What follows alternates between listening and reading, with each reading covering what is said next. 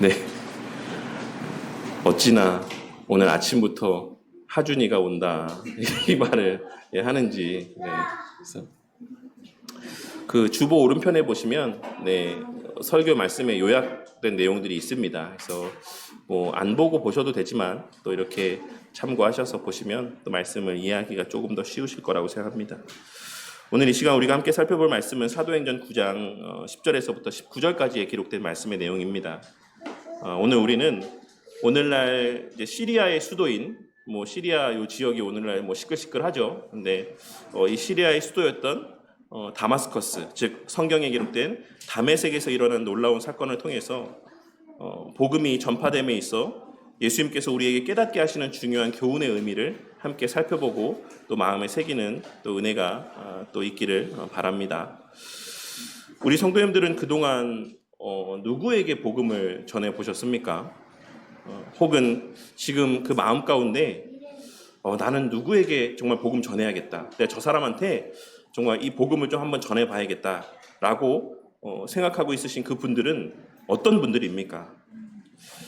아마도 대부분은 우리 성도님들이 그런 마음을 품거나 혹은 복음을 전하셨던 대상들은 내가 마음에 드는 대상이나 내가 좋아하는 사람, 혹은 내가 복음을 전했을 때 받아들일 것 같이 여겨지는 사람, 저 또한도 그런 마음을 품을 때가 많이 있습니다. 아내랑 이야기를 하면서 야, 저기 엄마는 교회 올 것 같아. 저분한테는 복음을 전했을 때 받아들일 것 같아. 이런 말들을 정말 너무 습관처럼 이렇게 주고받는 것을 제가 좀 느낄 때가 있습니다. 그리고 저를 비롯하여 우리 모두가 그 마음 가운데 복음을 전하는 대상을 택함에 있어서 이러한 마음들을 가지고 복음을 전할 대상들을 결정하고 복음을 전하였을 경우가 많이 있을 것이다라고 생각합니다. 혹시 이 가운데 저는 진짜 저 원수같이 생각하는 그 사람에게 복음을 전했습니다 라고 생각하시는 분이 있으면 너무 훌륭하신 일이지만 아마 대부분은 내가 봤을 때 그냥 우호적으로 여겨지는 사람들, 긍정적으로 여겨지는 사람들에게 복음을 전하는 경우가 많이 있다라는 것입니다. 왜냐하면 우리 마음 가운데는 종종 저 사람은 아니야, 저런 과거를 가진 사람은 복음이 소용없어, 저런 사람은 교회를 다닐 자격도 없어, 저 사람은 너무 완고해서 안 될 거야, 이러한 생각들을 통해 복음 전파의 대상을 우리 스스로 제한하거나 혹은 아수르의 수도였던 니느웨로 가서 복음을 전하라고 말씀하셨을 때 그 말씀에 순종하고 싶지 않았던 요나처럼 내가 싫어하는 사람, 내가 내 마음 가운데 부정적으로 인식하고 있는 사람들에게는 복음을 전하고 싶은 마음 자체를 갖지 않는 경우가 많이 있기 때문입니다. 내가 저 사람을 교회에서도 봐야 된다고? 나는 죽어도 그 꼴은 못 보지. 내가 저 사람만큼은 내가 교회로 전도하지 못하지. 내가 저 사람하고 같이 교회 생활은 절대 할 수 없지. 이런 마음들 가운데 내가 싫어하는 사람에게는 아예 복음을 전하고 싶은 마음조차도 갖지 않는 경우가 많이 있는 것입니다. 그런데 오늘 본문에 등장하는 아나니아도 제가 앞서 말씀드렸던 것처럼 그런 여러 상황 가운데 하나에 해당되는 그런 상황 가운데 직면했었다라는 사실을 우리는 오늘 본문의 말씀을 통해 확인할 수 있습니다. 예수님께서는 아나니아에게 사울에게 가서 복음을 전하라 라고 말씀하셨고, 아나니아는 예수님으로부터 그 말씀을 들었을 때 그가 어떤 사람인지를 예수님께 말씀하며 그 명령에 순종하고 싶지 않은 자신의 마음을 우회적으로 드러내 보였습니다. 그리고 그와 같이 부정적인 반응을 나타내 보인 것은 단순히 그가 사울을 무서워했기 때문만이 아닌 왜 내가 저런 사람에게도 복음을 전해야 되나 라는 내적 거부감 때문이었을 것이다 라고 생각합니다. 그러나 예수님께서는 아나니아에게, 그리고 오늘 이 시간 이 말씀을 듣게 하시는 우리 모두에게 복음의 대상은 내 감정과 내 기준에 따라 내가 선별하고 택하는 것이 아니라 하나님께서 보내시고 하나님께서 만나게 하시는 것이다라는 사실을 분명하게 말씀하여 주고 있습니다. 그리고 이와 관련하여서 칼빈 선생님은 우리가 만나는 모든 사람은 하나님의 섭리 가운데 우리에게 보내신 자들이다 라고 말씀하고 있습니다. 우리가 만나는 모든 사람은 하나님의 섭리 가운데 하나님께서 우리에게 보내신 자들이다. 그리고 우리가 믿고 신뢰하는 웨스트민스터 신앙고백서 또한 10장의 유효한 부르심, 효과적인 부르심의 내용 가운데 하나님께서는 생명을 주시려고 예정하신 모든 사람들을 하나님께서 정하신 적절한 때에 그의 말씀과 성령으로 그들이 날 때부터 처해 있던 죄와 죽음의 상태에서 효과적으로 부르신다라고 고백하고 있습니다. 즉 하나님께서는 당신의 택하신 자들을 복음의 자리, 복음을 전할 자가 있는 자리로 부르셔서 그 입을 통해 전해지는 복음과 그 눈에 보여지는 복음을 통해 거듭나게 하시는 것이고, 칼빈 선생님은 그런 의미에서 하나님께서 우리와 만나게 하시는 모든 사람들이 하나님의 이러한 뜻과 섭리 안에서 만나게 하시는 자라고 말씀하고 있는 것입니다. 오늘 우리는 아나니아의 경험을 통해 그리고 우리 주 예수 그리스도의 본을 통해 복음 전파에 있어 우리는 어떤 마음과 자세를 가져야 되는 것인지를 다시 한번 생각해보는 시간을 갖고자 합니다. 그리하여 오늘 말씀에서의 아나니아가 생각했던 사울과 같이 우리의 생각에는 절대로 회심할 것 같이 여겨지지 않았던 자들에게도 입을 벌려 복음을 전하고 또한 그들을 위해 기도하게 되는 저와 우리 모두가 되기를 바랍니다.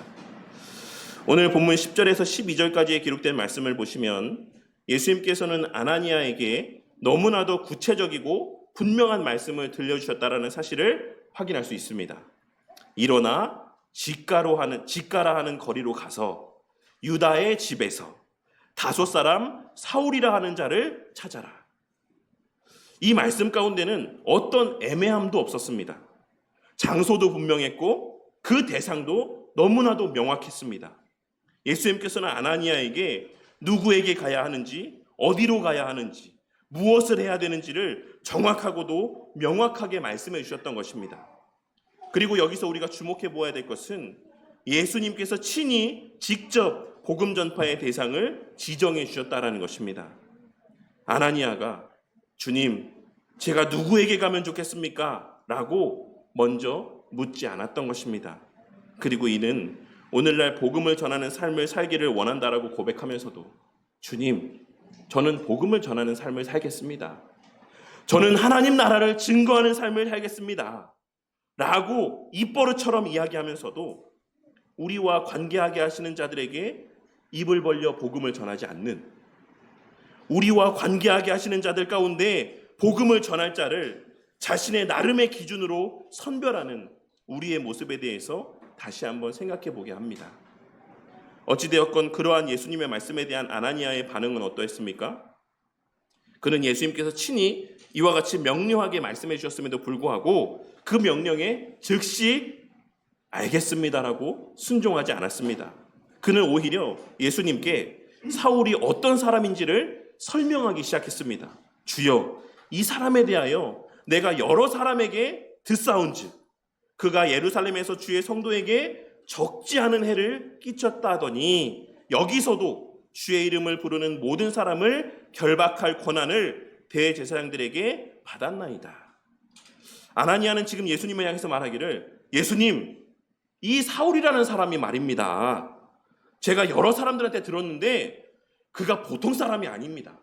그가 어떤 사람이냐면 예수 믿는 사람을 그냥 잡아다가 고난을 당하게 하고 핍박하고 죽이기까지 했던 사람입니다. 여기서도 지금 오는 이유가 다른 이유가 아니라 예수 믿는 사람, 저와 같은 사람, 예수님께서 지금 말씀하시는 저 같은 사람 잡으려고 지금 사울이 오고 있는 겁니다. 라고 이야기하고 있는 것입니다. 아나니아는 마치 예수님께서 사울이 누구인지 모르셔서 그 사람에게 가라고 말씀하시는 것처럼 그에 대한 정보를 상세히 보고하고 있는 것입니다. 그러나 이는 단순한 정보 제공의 의미만을 지니는 것은 아니었습니다. 아나니아의 이와 같은 말은 예수님의 명령에 대한 그의 우회적인 거부의 표현이었던 것입니다. 그래서 저는 그렇게 하지 못하겠습니다. 예수님, 제가 다른 사람한테 가라고 하는 것은 내가 순종할 수 있을지 모르겠지만 이런 사울이라는 사람, 이런 사람에게 가라는 말씀은 제가 듣지 못하겠습니다. 순종하지 못하겠습니다라는 완곡한 거부의 의미가 이 말 가운데 담겨져 있다는 것입니다. 그리고 우리는 이러한 장면 속에서 이 아나니아라고 하는 사람을 무조건적으로 비난하기보다 아유 정말 믿음 없네, 정말 신앙이 없네 라고 이야기하기보다 아나니아가 왜 이런 반응을 나타내 보일 수밖에 없었는가에 대하여서 한 번쯤은 생각해 볼 필요가 있을 것이다라고 생각합니다. 먼저 우리는 사도행전 8장 1절에서 3절까지의 기록된 말씀을 통해 오늘 말씀에서의 사울이라고 하는 이 사람이 회심 전에, 바울의 회심 전에 사울이라고 하는 그 사람이었을 때의 모습이 당시의 교회와 성도들에게 얼마나 공포의 대상이었는가, 그가 얼마나 교회와 성도들을 혹독하게 핍박했는가를 확인할 수 있습니다. 사울이 그의 죽임당함을 마땅히 여기더라. 사울이 교회를 잔멸할세 각 집에 들어가 남녀를 끌어다가 옥에 넘기니라. 사울은 단순한 기독교의 반대자가 아니었습니다. 그는 조직적이고 체계적으로 그리스도인들을 박해하는 공식적인 박해자였습니다. 그는 마치 우리나라의 일제시대 가운데 당시에 활동했던 악독한 순사들과 같이 열심히 특심으로 지독하게 유대인 그리스도인들을 찾아다녔던 자였으며 그들을 잔인하게 고문하고 죽이기까지 하였으며 그것을 마땅한 일로 여겼던 자, 즉 그 일에 있어서 그 어떤 마음의 가책도 느끼지 못했던 자였던 것입니다. 그리고 그러한 그가 대제사장들로부터 공문을 받아 다메섹까지 왔다라는 것은 그의 그 열심이 얼마나 대단하였는지와 그 박해가 얼마나 광범위하고 치밀했는가를 보여주는 단적인 예라고 할 수 있는 것입니다. 그렇게 일제시대 당시의 순사들이, 특별히 한국인 중에서 일본 순사의 역할을 하는 사람들이 독립운동가들에게 더 큰 두려움과 공포의 대상으로 여겨졌던 것처럼 아나니아와 다메섹의 그리스도인들에게 있어 사울의 이 이름은 말 그대로 극심한 공포의 대상이었던 것입니다. 아마 아나니아를 비롯하여 당시 다메섹에 거주하는 유대인 그리스도인들은 사울이 다메섹으로 오고 있다는 소식을 들었을 것이고 그로 말미암는 공포 가운데 있었을 것입니다. 어떻게 알 수 있습니까? 예수님께서 그곳에 가라 했을 때 사울에 대해서 이야기하는 이 아나니아의 말을 통해 아나니아는 이미 사울이 다메섹으로 오고 있다는 사실을 알고 있었다는 사실을 우리는 확인할 수가 있는 것입니다. 그들 가운데 어떤 사람들은 피신을 준비했을 수도 있었을 것이고 어떤 사람들은 체포될 각오를 하고 있었을 수도 있습니다. 그러니 그런 상황 속에서 하나님께서 아나니아에게 하신 이 말씀, 이 명령의 말씀과 그에 대한 아나니아의 반응은 단순히 아나니아의 믿음이 부족했다라는 것으로 표현하기에는 그에게 너무나도 실제적인 공포를 유발하는 명령이자 너무나도 큰 결단이 필요했을 명령이었다라는 사실을 우리는 간과해서는 안 되는 것입니다. 그리고 거기에 더하여 아나니아의 주저함은 단순히 육신적인 공포심에서 비롯된 주저함만이라기보다는 종교적인 정체성의 충돌과 그로 말미암는 신앙적 갈등에서 비롯된 주저함이었을 것입니다. 회심 전의 사울은 단순히 개인적으로 그리스도인을 미워하는 사람이 아니었습니다. 그는 그 누구보다 열심 있는 유대인으로서 예수님을 메시아로 믿는 것을 신성모독이라고까지 확신했던 자였으며 그로 인해 갈라디아서 1장 13절과 14절에 기록된 내가 이전에 유대교에 있을 때에 행한 일을 너희가 들었거니와 하나님의 교회를 심히 박해하여 잔멸하려 하였고 내가 내 동족 중 여러 연갑자보다 유대교를 지나치게 믿어 내 조상의 전통에 대하여 더욱 열심히 있었느니라 라는 말씀에서와 같이 교회와 성도들을 그 누구보다 적대시하고 잔멸하려 했던 사람이었습니다. 그렇기에 그러한 사울을 하나님을 향한 사랑과 경외의 마음이 있는 아나니아에게 이 사울이라는 존재는 단순한 공포의 대상만이 아닌 하나님을 대적하는 자, 진리를 거스르는 자, 더 나아가 오늘날 진보 진영에 있는 교회의 성도들이 보수 진영에 있는 성도들을 대하는 것처럼 혹은 보수 진영에 있는 그리스도인들이 진보 진영에 있는 그리스도인들을 이야기하는 것처럼 저 사람은 사단에 속한 자다. 사단에게 내어준 바 된 사람이다. 라고까지 인식될 수 있는 그런 존재였던 것입니다. 그리고 그러한 아나니아에게 있어 그런 사람에게 복음을 전한다라는 것은 마치 원수에게 사랑을 베푸는 것 혹은 그 이상으로 여겨졌을 것이 분명한 것입니다. 아나니아가 예수님께서 구별하여 택하신 자인 만큼 그는 예수님을 그 누구 못지않게 진심으로 사랑하는 자였을 것이고, 그러한 예수님을 향한 사랑의 크기만큼 그의 마음속에서의 사울을 향한 미움과 분노의 마음 또한 그에 못지않게 컸을 것이 분명한 것입니다. 저 사람은 예수님을 모욕한 자야. 저 사람은 예수님을 처절하게 짓밟는 자야. 라는 마음이 그 마음 가운데 자리하고 있었을 것이다라는 것입니다. 그리고 셋째로 아나니아가 사울을 만나고 그에게 안수하는 것을 주저했던 또 다른 이유는 아마도 공동체 전체의 안전에 대한 걱정 때문이었을 것입니다. 만약에 내가 사울에게 가서 정체가 드러나고 그에게 잡히게 되면 나뿐만 아니라 다메섹의 모든 그리스도인들이 다 위험에 처하게 되지 않을까? 이 일로 인해 사울이 다메섹에 있는 모든 그리스도인들을 다 찾아내게 되는 것은 아닐까라고 하는 우려가 있었을 것이고, 이러한 아나니아의 우려는 오늘날 중동과 같은 지역에서 사역하시는 선교사님들과 같이 당시 아나니아가 처한 상황에서는 매우 현실적이고 합리적인 염려였던 것입니다. 왜냐하면 당시의 핍박의 상황 속에서 한 사람의 실수로 인해 그 지역 공동체 모두가 붙잡히게 되고 죽임을 당하게 되는 일은 너무나도 빈번한 일이었고, 그렇게 초대교회 지도자들은 언제나 공동체의 안전을 최우선으로 고려했기 때문입니다. 그리고 이러한 여러 가지 이유들로 인해서 아나니아의 마음 깊은 곳에는 하나님의 공의에 대한 의문이 생겨났을 것입니다. 주님, 사울 같은 사람도 구원을 받을 수 있다는 말입니까?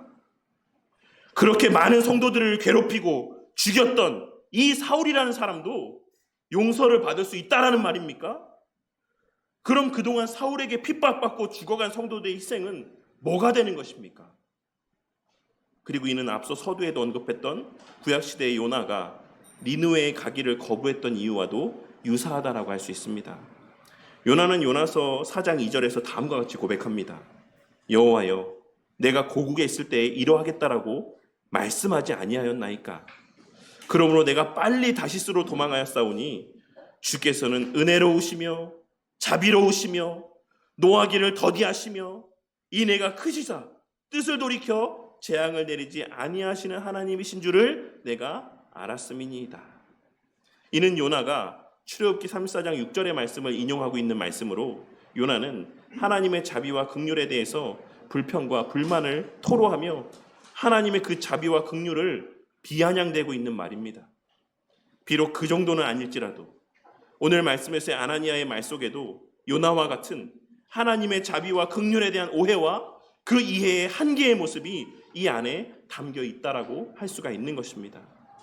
그리고 이 모든 상황과 내용들을 종합적으로 고려해 봤을 때 오늘 말씀에서의 아나니아의 주저함은 그가 그러할 만했다, 그가 이러한 말을 할 만했다라는 것을 우리에게 알려줌과 동시에 결국 우리의 인간적인 판단은 어쩔 수 없는 한계를 갖고 있다는 사실을 우리에게 나타내 보여줍니다. 아나니아는 그의 인간적인 판단의 한계 속에서 단순히 사울의 과거에만 주목했던 것이지만, 예수님께서는 성삼위 하나님의 영원하신 계획 안에서 사울을 바라보고 계셨던 것이며, 더 나아가 인간의 전적인 무능력을 뛰어넘는 하나님 자신의 무한하신 능력을 그 누구보다 잘 알고 계셨기에 아나니아에게 오늘 말씀에서와 같은 명령을 내리신 것이라고 할 수 있는 것입니다. 그리고 유명한 신학자인 존 머레이 교수님은 이와 관련해서 다음과 같이 말씀하고 있습니다. 인간은 종종 하나님의 명령 앞에서 자신의 판단과 자신의 감정을 앞세우려 한다. 인간은 하나님의 명령 앞에서 종종 자신의 판단과 자신의 감정을 더 앞세우려고 한다. 아나니아의 주저함은 당시의 상황에서 충분히 이해할 만한 것이었습니다. 그러나 하나님의 계획은 인간의 이해와 인간의 판단을 훨씬 뛰어넘는 것이었습니다. 하나님께서는 그 당시의 시대 속에서 가장 가능성이 없어 보이는 사울을 통해 가장 놀라운 일을 행하려 하셨던 것이라고 할 수 있는 것입니다. 그런데 아나니아의 이와 같은 마음이 담긴 길고 상세한 변명과 우회적인 거부의 말을 들으신 예수님께서는 뭐라고 답변을 하셨습니까? 이러한 아나니아의 변명과 거부 반응에 대한 예수님의 응답은 너무나도 간결하고 너무나도 단호했습니다. 예수님께서는 아나니아의 모든 우려와 걱정, 그리고 모든 변명의 말들을 다 들으신 이후에 단 2글자로 동일한 명령을 반복해서 말씀하셨습니다. 가라. 여기에 생략된 표현이 뭐겠습니까? 잔말 말고 가라. 이 말 저 말 하지 말고 가라. 그냥 좀 가라. 이런 의미가 예수님의 이 말씀의 의미 가운데 담겨 있는 것입니다. 헬라어 성경에서 이 말씀은 현재 명령형으로 기록되므로 예수님의 이 말씀이 지금 당장 갈 것을 강하게 말씀하고 있는 것이다라는 사실을 나타내 보여주고 있습니다. 예수님은 누가 모르냐? 내가 너보다 사울에 대해서 더 모를 것 같으냐? 내가 너의 처한 상황을 모른다라고 생각하냐? 그러니 아무 말 하지 말고 그냥 가라고 말씀하고 있으신 것입니다. 여기서 우리가 주목해야 될 것은 예수님께서 아나니아의 우려에 대해서 일일이 해명하거나 설득하려고 하지 않으셨다라는 점입니다. 예수님께서는 네 걱정이 다 이해가 된다. 사울이 정말 위험한 사람이긴 하지만 괜찮다. 내가 보호해주겠다. 이런 여러 말들을 하시면서 그를 이렇게 달래면서 보내신 것이 아니라 오히려 예수님께서는 당신의 주권적인 명령을 재확인하셨던 것입니다. 이는 하나님의 명령이 인간의 이해나 동의에 의존하지 않는다라는 것을 보여줍니다. 그리고 이어서 말씀하시기를 아나니아의 편에서는 너무나도 놀라운 말씀을 하고 있으신데 그것은 바로 그는 내 이름을 이방인과 임금들과 이스라엘 자손들에게 전하기 위하여 택한 나의 그릇이라는 말씀이었습니다. 예수님께서는 사울을 가리켜 택한 나의 그릇이라고 선언하셨습니다. 여기서 택한이라고 번역된 표현은 헬라어로 에클로게라고 하는 표현에서 나온 표현으로 이는 하나님의 주권적이고 무조건적인 선택을 의미하는 표현입니다.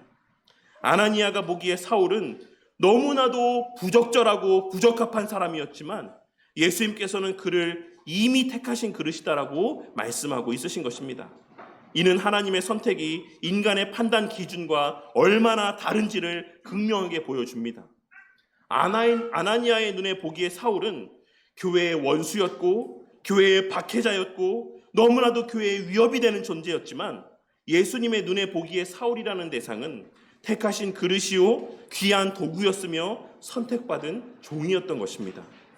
예수님께서는 사울의 과거나 현재의 상태를 보고 선택하신 것이 아니라 하나님의 영원한 작전과 계획 안에서 그를 바라보시고 선택하셨던 것입니다.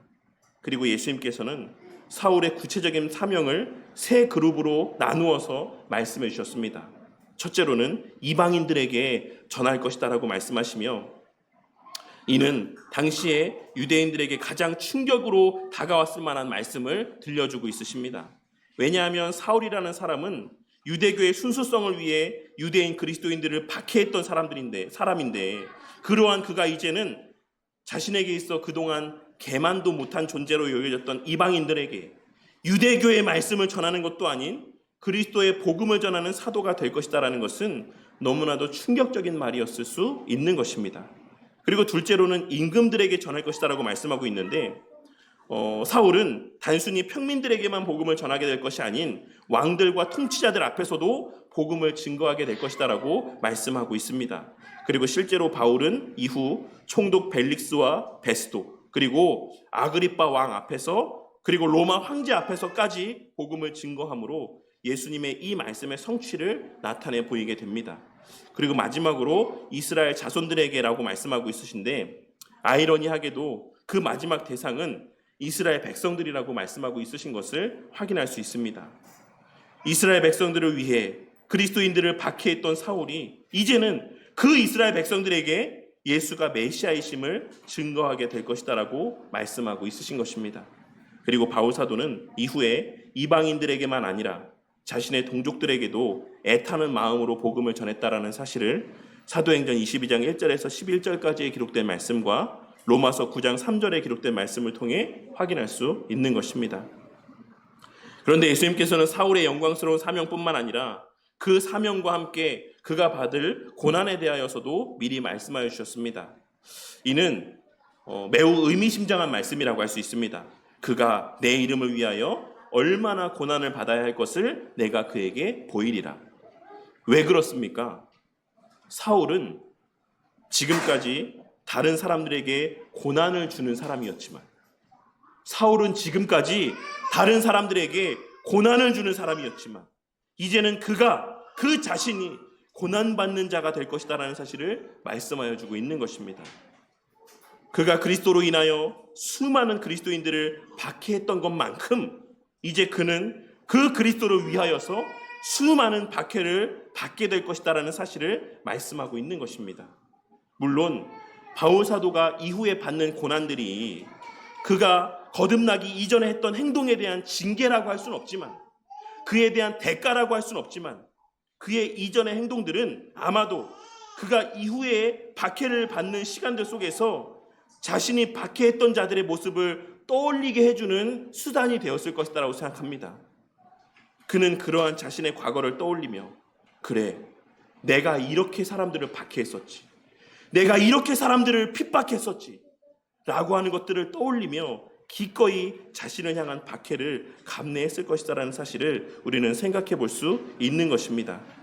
그리고 이러한 예수님의 말씀을 통해 우리는 우리의 상상을 초월하는 하나님의 일하심의 역설적인 모습을 발견하게 됩니다.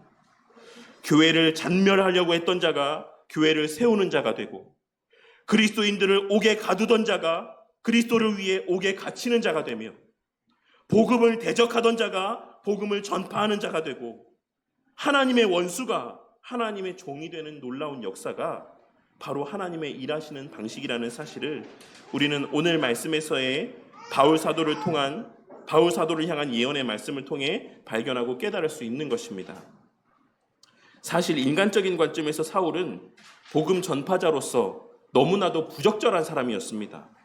왜 그렇습니까? 그는 그 자신의 과거의 행적 때문에 사람들로부터 신뢰받기 어려운 사람이었습니다.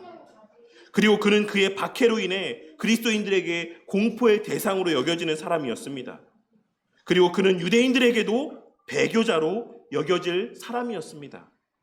그러나 하나님의 관점에서 오히려 사울은 너무나도 복음을 전하기에 적절한 사람이었습니다. 왜냐하면 그의 그러한 변화 자체가 복음의 능력을 증거하는 것이었으며, 그의 학문적인 배경이 복음을 변증하는 데 있어 너무나도 유용하게 사용될 것이었고, 그의 로마의 시민권이 이방 선교에 도움이 될 것이었으며, 그의 과거의 열심이 이제는 복음을 위한 열심으로 전환될 것이었기 때문입니다. 이와 관련해서 바울 사도는 고린도전서 1장 25절 말씀 가운데에 다음과 같이 고백을 합니다. 하나님의 어리석음이 사람보다 지혜롭고 하나님의 약함이 사람보다 강하니라. 사울을 택하신 하나님의 선택은 인간의 눈에는 어리석어 보였지만, 말이 되지 않는 것처럼 보였지만, 결과적으로는 그 어떤 선택보다 가장 지혜로운 선택이었던 것입니다. 오늘 말씀에서 예수님께서 아나니아에게 사울에 대한 계획을 상세하게 말씀하신 것은 하나님의 정하신 뜻이 반드시 이루어질 것임을 나타내 보여주는 것입니다. 그리고 이를 통해 우리는 하나님의 계획은 인간의 이해 여부와 상관없이 진행되고, 인간의 동의나 협력 없이도 성취되며, 인간의 반대나 방해에도 불구하고 완성된다라는 사실을 깨닫게 됩니다. 그리고 이를 통해 우리는 우리의 행할 바는 하나님의 말씀의 옳고 그름을 판단하는 것이 아닌, 하나님의 명령의 말씀의 옳고 그름을 판단하는 것이 아닌, 우리의 처한 상황과 형편을 돌아보며 핑계거리, 변명거리를 찾는 것이 아닌, 그 말씀을 듣게 하시고 행하게 하시고 또한 성취하시고 완성하실 하나님의 온전하신 계획과 능력을 신뢰하며 믿음으로 행하는 것임을 발견하고 깨달을 수 있어야지만 되는 것입니다. 결국 아나니아는 반복된 예수님의 명령의 말씀을 듣고 그 말씀에 순종하여 바울 사도에게 안수하였고, 이후에 바울 사도는 세례를 받고 그 육신이 온전히 회복되는 은혜를 누리게 되는 것으로 오늘 말씀에서의 이 사건은 끝맺음하고 있습니다.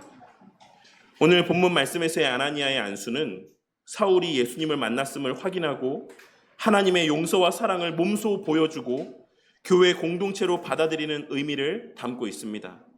즉 이는 실제적인 사랑과 환대 그리고 용서의 의미가 담긴 상징적인 행함으로서의 복음을 전하는 의미가 담긴 안수였던 것입니다. 그렇다면 오늘 이 말씀 가운데서 우리가 깨달아야 될 것은 무엇입니까?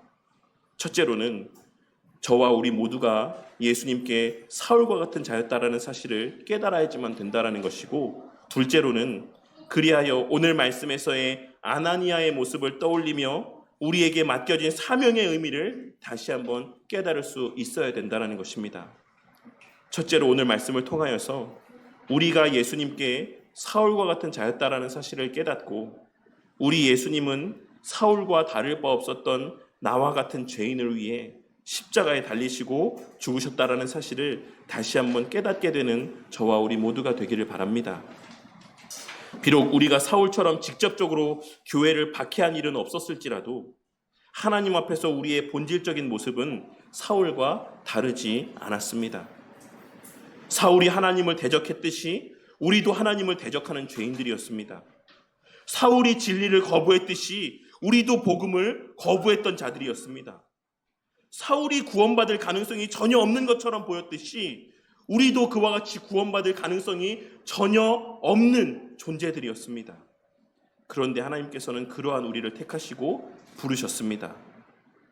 그리고 바울 사도는 이 사실을 에베소서 2장 1절에서 7절까지의 말씀에서 다음과 같이 고백하고 있습니다. 그는 허물과 죄로 죽었던 너희를 살리셨도다. 그때의 너희는 그 가운데서 행하여 이 세상 풍조를 따르고 공중의 권세 잡은 자를 따랐으니 곧 지금 불순종의 아들들 가운데서 역사하는 영이라. 전에는 우리도 다 그 가운데서 우리의 육체의 욕심을 따라 지내며 육체와 마음에 원하는 것을 하여 다른 이들과 같이 본질상 진노의 자녀이었더니 긍휼이 풍성하신 하나님이 우리를 사랑하신 그 큰 사랑을 인하여 허물로 죽은 우리를 그리스도와 함께 살리셨고 너희는 은혜로 구원을 받은 것이라. 또 함께 일으키사 그리스도 예수 안에서 함께 하늘에 앉히시니 이는 그리스도 예수 안에서 우리에게 자비하심으로써 그 은혜의 지극히 풍성함을 오는 여러 세대에 나타내려 하심이라. 우리의 구원은 우리의 의로움이나 우리의 선함 때문이 아니라 오직 지극히 풍성한 하나님의 자비하심과 은혜와 긍휼하심 때문인 것입니다. 그러한 맥락에서 저와 우리 모두 아나니아의 모습을 통해 둘째로 우리에게 맡겨진 사명의 의미를 다시 한번 깨닫고 우리의 모습을 돌아보게 되는 은혜가 있기를 바랍니다. 우리는 하나님의 명령보다 우리의 생각을 앞세우지 말아야지만 될 것입니다. 아나니아가 하나님의 분명한 명령에도 불구하고 자신의 우려와 걱정을 앞세웠듯이 우리도 혹시 하나님의 뜻보다 우리의 판단을 더 우선하고 있진 않은지 우리 각자를 돌아보는 저와 우리 모두가 되기를 바랍니다. 하나님, 지금은 때가 아닌 것 같습니다. 좀 더 준비가 되면 하겠습니다. 상황이 좀 더 좋아지면 그때 순종하겠습니다. 우리의 이러한 말과 생각들은 오늘 말씀에서의 아나니아의 말처럼 일견, 옳은 부분, 합당한 부분이 있을 수 있습니다. 물질적으로 헌신하지 못할 만큼 물질적으로 어려운 상황 가운데 있는 성도님들이 있을 수 있습니다. 지금 내가 복음을 전하며 다닐 만큼 삶의 여유가 없는 성도님들이 있을 수도 있습니다. 육신의 건강의 문제 때문에 여러 여건들이 녹록지 않은 성도님들도 있을 수 있습니다. 인간적인 안목에서 봤을 때 그래, 그럴만하다. 그래서 그러기 힘들만하다. 어려울만하다라고 여겨질 만한 상황들이 있을 수도 있다라는 것입니다. 하지만 아나니아의 여러 가지 말들을 듣고 난 이후에 예수님께서 그를 향해 하신 대답은 가라는 한마디 말씀이었다라는 사실을 깨닫고 그래도 해라. 그래도 순종해라. 그래도 그렇게 내 말대로 따라라 라고 하시는 말씀 한마디였다라는 사실을 깨닫고 하나님이 주시는 상황 가운데 그 주시는 말씀에 즉시 순종하는 저와 우리 모두가 되기를 바랍니다. 그리고 우리는 하나님의 능력을 나도 모르는 그런 부지불식간에 제한하는 우를 범하지 말아야지만 될 것입니다. 우리는 늘 입버릇처럼 하나님의 무한하신 능력을 믿는다라고 고백하면서도 하나님은 모든 일을 다 행하실 수 있음을 믿습니다. 하나님은 죽은 자도 살리실 수 있음을 제가 믿습니다. 라고 입버릇처럼 고백하고 있으면서도 실제로는 하나님의 그 능력을 우리의 경험과 우리의 상식과 우리의 이해의 범주 안에 가둬두는 우를 범할 때가 많이 있다라는 것입니다. 그래도 저 사람은 악해서 구원받을 수 없을 것이다. 그래도 저런 사람에게는 복음을 전해도 소용없을 것이다. 저 사람은 도무지 변화될 가능성이 전혀 없다. 하지만 오늘 말씀을 통해 하나님께서는 가장 가능성이 없어 보이는 사람도 변화시키실 수 있는 분이다라는 사실을 우리에게 말씀하고 있으심을 기억하고, 또한 내게는 너무나도 부적합해 보이는 사람이라 할지라도 하나님 보시기에는 우리가 알지 못하는 너무나도 큰 장점들이 그에게 있을 수 있다는 사실을 깨닫고 그 하나님의 온전하신 지혜와 능력을 신뢰하며 복음을 전하라는 명령을 기꺼이 순종하는 저와 우리 모두가 되기를 바란다는 것입니다. 그리고 무엇보다 우리의 마음 가운데 아나니아의 사울을 향한 마음과 같이, 니느웨를 향한 요나의 마음과 같이 누군가 내가 미워하는 대상에 대하여는 아예 복음을 전하고자 하는 마음조차 품지 않는 이러한 죄를 범하지 말아야지만 될 것입니다. 물론 누군가를 향한 미움과 원망이 단 한순간에 기적과도 같이 사라지지는 않을 수 있습니다. 오히려 그렇게 되지 않는 것이 더 일반적일 것이라고 생각합니다.